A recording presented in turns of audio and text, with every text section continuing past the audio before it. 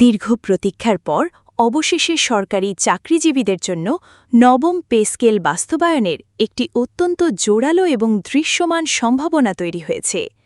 প্রিয় সরকারি চাকরিজীবী ভাই ও বোনেরা, আজকের সকালের আপডেট নিউজে আপনাদের স্বাগতম। যারা আমাদের চ্যানেলে নতুন তারা এখনই চ্যানেলটি সাবস্ক্রাইব করুন, আর হ্যাঁ, অবশ্যই কমেন্ট করে জানাবেন আপনারা কে কোন জেলা থেকে আমাদের ভিডিওটি দেখছেন। তবে চলুন কথা না বাড়িয়ে আজকের সর্বশেষ সংবাদটি জেনে নিন। বাস্তবায়নের এই সম্ভাবনার খবর চারদিকে ছড়িয়ে পড়ার সাথে সাথেই সরকারি চাকরিজীবী এবং তাদের পরিবারের সদস্যদের মনে স্বাভাবিকভাবেই অসংখ্য প্রশ্ন জেগেছে। সবার মুখে মুখে এখন একটাই কথা, কবে থেকে চূড়ান্তভাবে কার্যকর হবে এই বহুল কাঙ্ক্ষিত নবম জাতীয় পে স্কেল? সর্বনিম্ন বেসিক বা মূল বেতন কি পে কমিশনের প্রস্তাব অনুযায়ী সত্যি ২০,০০০ টাকা থাকছে, নাকি চূড়ান্ত বাস্তবায়নের সময় তার চেয়ে কিছুটা কমে যাবে? এই যে সরকারের বিভিন্ন মহল থেকে বলা হচ্ছে ধাপে ধাপে পে স্কেলগুলো বাস্তবায়ন হবে, এই ধাপে ধাপে সম্পূর্ণ বা চূড়ান্তভাবে সব সুযোগ সুবিধা বাস্তবায়ন হতে ঠিক কতদিন বা কত বছর সময় লাগতে পারে? আগামী জুলাই মাস থেকেই কি নতুন পে স্কেল পুরোদমে বাস্তবায়িত হবে? যারা ইতোমধ্যে অবসরে গেছেন এবং শতভাগ পেনশন সমর্পণ করেছেন, তাদের বিষয়ে সরকারের সর্বশেষ আপডেট কি? মূলত সারা দেশের সরকারি দপ্তরগুলোতে এখন এই প্রশ্নগুলোই সবচেয়ে বেশি আলোচিত হচ্ছে। যেহেতু অর্থ মন্ত্রণালয় বা সংশ্লিষ্ট অন্যান্য সরকারি কর্তৃপক্ষ থেকে এখনও পর্যন্ত একেবারে সুনির্দিষ্ট এবং বিস্তারিত কোনো তথ্য আনুষ্ঠানিকভাবে প্রকাশ করা হয়নি, তাই এক ধরনের ধোঁয়াশা রয়েই গেছে। তবুও যে ঘটনাগুলো ঘটতে পারে বা দেশের বর্তমান অর্থনৈতিক বাস্তবতা এবং অতীত অভিজ্ঞতার নিরিখে যা হতে যাচ্ছে, সেই বিষয়ে আমরা গালফ বাংলা 24-এর পক্ষ থেকে আপনাদের সামনে একেবারে নিখুঁত এবং বিশ্লেষণধর্মী কিছু তথ্য তুলে ধরার চেষ্টা করব। আসুন আর কালক্ষেপণ না করে আমাদের আজকের মূল এবং আসল আলোচনায় চলে যাই। সাধারণ কর্মচারীদের কাছ থেকে সবচেয়ে বেশি যে প্রশ্নটা আমাদের কাছে এসেছে, সেটি হলো কবে থেকে কার্যকর হতে পারে নবম জাতীয় পে স্কেল। আপনারা সবাই অবগত আছেন যে বর্তমানে সরকারের উচ্চ পর্যায়ে আগামী অর্থবছরের জাতীয় বাজেট নিয়ে ব্যাপক পর্যালোচনা এবং চুলচেরা বিশ্লেষণ চলছে। যেহেতু আগামী ২০২৬ এবং ২০২৭ অর্থবছরের বাজেটেই এই নতুন পে স্কেলের জন্য প্রয়োজনীয় বিশাল অঙ্কের অর্থ বা বিশেষ থোক বরাদ্দ রাখার বিষয়ে সরকারের ভেতরে জোরে সোরে নীতিগত আলোচনা হচ্ছে, সেহেতু দেশের অর্থনৈতিক বিশ্লেষকরা ধরেই নিচ্ছেন যে আগামী জুলাই মাস থেকে, অর্থাৎ নতুন অর্থবছরের প্রথম দিন থেকেই এই নবম জাতীয় পে স্কেলের প্রাথমিক ধাপ বাস্তবায়ন হতে পারে। তার মানে এই যে আসন্ন বাজেটে বিশাল অঙ্কের বরাদ্দ রাখা হচ্ছে, এই সুনির্দিষ্ট বরাদ্দ থেকেই আগামী অর্থবছরের প্রথম দিন থেকে, অর্থাৎ জুলাই মাস থেকে সরকারি চাকরিজীবীরা নতুন এবং বর্ধিত কাঠামোতে বেতন পেতে যাচ্ছেন বলে আশা করা যায়। এখন সবার মনে আরও একটি অত্যন্ত গুরুত্বপূর্ণ এবং স্পর্শকাতর প্রশ্ন জেগেছে, আর সেটি হল সর্বনিম্ন বেসিক বা মূল বেতন কি সত্যি ২০,০০০ টাকাই থাকবে, নাকি পূর্ববর্তী অভিজ্ঞতা অনুযায়ী তার চেয়ে কিছুটা কমিয়ে দেওয়া হবে?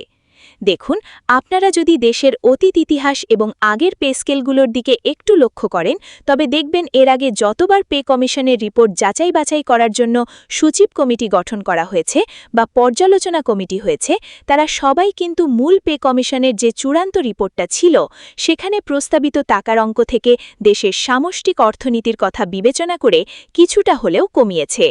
তাই বাস্তবতার নিরিখে আশা করা যাচ্ছে এইবারের রিপোর্টেও হয়তো অঙ্কটা কিছুটা কমানো হবে, কিন্তু সেই কিছুটা কমানোর পরিমাণ খুব বেশি হবে না বলে সংশ্লিষ্টরা মনে করছেন।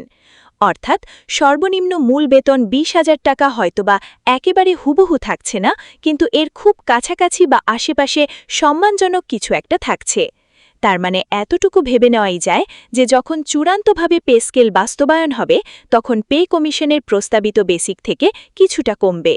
যেহেতু সচিব কমিটির চূড়ান্ত সুপারিশপত্র এখনও গণমাধ্যম বা মিডিয়াতে আনুষ্ঠানিকভাবে হাইলাইটেড হয়নি বা প্রকাশ করা হয়নি, সেহেতু চূড়ান্তভাবে এখনই অঙ্কটা নিশ্চিত করে কিছু বলা যাচ্ছে না।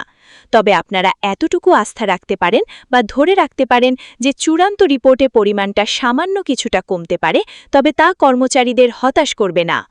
এখন আরও একটি অতি গুরুত্বপূর্ণ প্রশ্ন জেগেছে, সেটি হলো এই যে বলা হচ্ছে ধাপে ধাপে পে স্কেলটা কার্যকর করা হবে, এর মানে আসলে কি?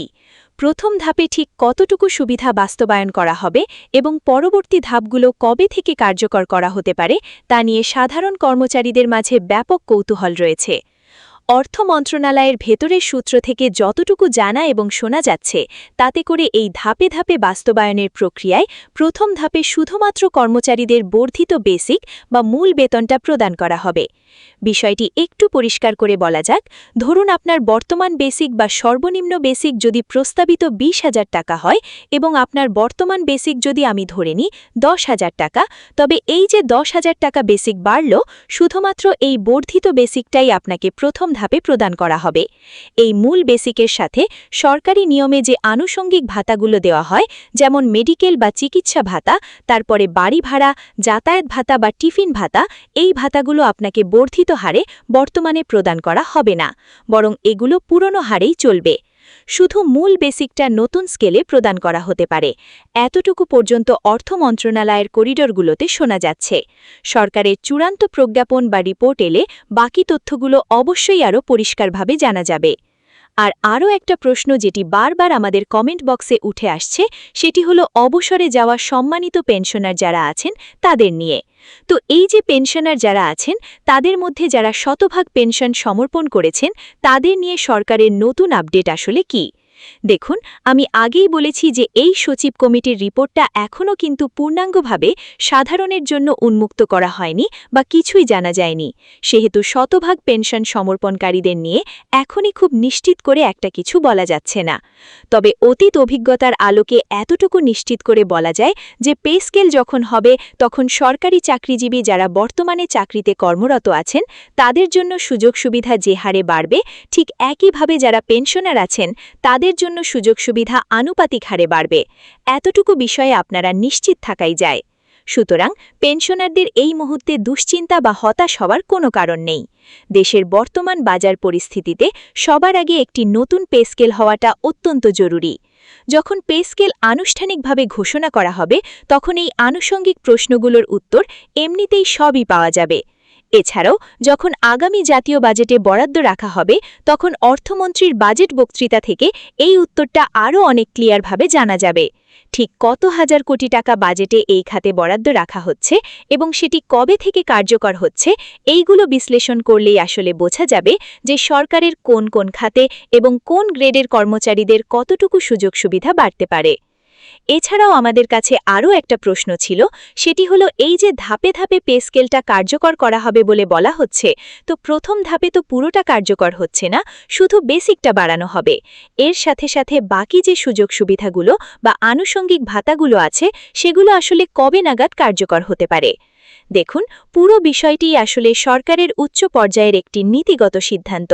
সরকার থেকে এখনও এই বিষয়ে চূড়ান্ত বা স্পেসিফিক কোনো সিদ্ধান্ত হয়নি, বা হলেও তা প্রকাশ করা হয়নি। এখন এর মাঝে অর্থনৈতিক বিশ্লেষকরা বলছেন যে সরকার চাইলে আগামী এই অর্থবছরে যখন জানুয়ারি বা ডিসেম্বরে বাজেট সংশোধন করা হয় বা সংশোধিত বাজেট জাতীয় সংসদে পাশ হয়, তখন চাইলে সরকারের কোষাগারের অবস্থা বুঝে আনুষঙ্গিক ভাতাগুলোর কিছুটা দিয়ে দিতে পারে। আর যদি সরকার না চায় বা সরকারের আর্থিক অবস্থা এবং রিজার্ভ বিবেচনায় সেটি সম্ভব না হয়, তবে আগামী জুলাই থেকে অর্থাৎ এর পরের অর্থবছর থেকে পুরোদমে সবগুলো ভাতা কার্যকর হতে পারে। এতটুকু প্রাপ্ত তথ্যের ভিত্তিতে এতটুকুই ধারণা করা যাচ্ছে। এছাড়াও অনেকের মনে আরও একটা প্রশ্ন জেগেছে যে এই পে স্কেল বাস্তবায়নের জন্য পরবর্তী ধাপটা আসলে কি হতে পারে, বা ঠিক কিভাবে আমরা বুঝতে পারব যে পে স্কেল সত্যি বাস্তবায়ন হচ্ছে কিনা, বা সরকারের ভেতরে যতটুকু সিদ্ধান্ত হয়েছে তাতে করে কি নিশ্চিন্তে ধরে নেওয়া যায় যে পে স্কেল চূড়ান্তভাবে বাস্তবায়ন হচ্ছে। দেখুন, এই বিষয়টি বুঝতে হলে সবার আগে আপনাদের পে স্কেল বাস্তবায়নের প্রশাসনিক ধাপগুলো খুব ভালোভাবে বুঝতে হবে। পে স্কেল বাস্তবায়নের প্রথম এবং প্রধান ধাপ হল সরকারের তরফ থেকে একটি পে কমিশন গঠন করা। আপনারা জানেন যে অত্যন্ত আনন্দের বিষয় হল 2025 সালে এই পে কমিশন গঠন করা হয়েছিল এবং সেই পে কমিশন তাদের দীর্ঘ কাজ শেষে চূড়ান্ত রিপোর্টটা সরকারের কাছে দিয়ে দিয়েছে। যখন পে কমিশন তাদের রিপোর্টটা দিয়ে দেয় তখন সরকারের আরও একটা গুরুত্বপূর্ণ দাপ্তরিক কাজ থাকে, আর সেটি হলো সেই রিপোর্ট যাচাই করার জন্য একটি উচ্চ পর্যায়ের পর্যালোচনা কমিটি গঠন করা। মূলত বিভিন্ন মন্ত্রণালয়ের সিনিয়র সচিবদের সমন্বয়ে এই পর্যালোচনা কমিটিটা গঠন করা হয়, এবং সেই পর্যালোচনা কমিটি অলরেডি গঠন করা হয়েছিল এবং পরিবর্তিত পরিস্থিতিতে গত 21 এপ্রিলে তা পুনর্গঠন বা পুনর্বিন্যাস করা হয়েছিল। এই পর্যালোচনা কমিটি তাদের দায়িত্ব পাওয়ার পর কিন্তু অত্যন্ত দ্রুততম সময়ের মধ্যে কাজ শেষ করেছে, অর্থাৎ মাত্র 10 দিন যেতে না যেতেই তারা কিন্তু তাদের চূড়ান্ত যাচাই বাছাই রিপোর্টটা অর্থ মন্ত্রণালয়ে প্রদান করেছে। সেখানে তারা দেশের সার্বিক দিক বিবেচনা করে সুপারিশ করেছে যে পে স্কেলটা চূড়ান্তভাবে একযোগে বা একেবারে বাস্তবায়ন না করে সরকারের উপর আর্থিক চাপ কমাতে ধাপে ধাপে বাস্তবায়ন করার। এখন এই পর্যন্ত, অর্থাৎ সচিব কমিটির সুপারিশ জমা দেওয়া পর্যন্ত কাজ পুরোপুরি কমপ্লিট হয়ে গিয়েছে। এখন সবার মনে প্রশ্ন, পরবর্তী ধাপ আসলে কি? পরবর্তী ধাপ হল মাননীয় প্রধানমন্ত্রীর নেতৃত্বাধীন মন্ত্রিপরিষদের কাজ।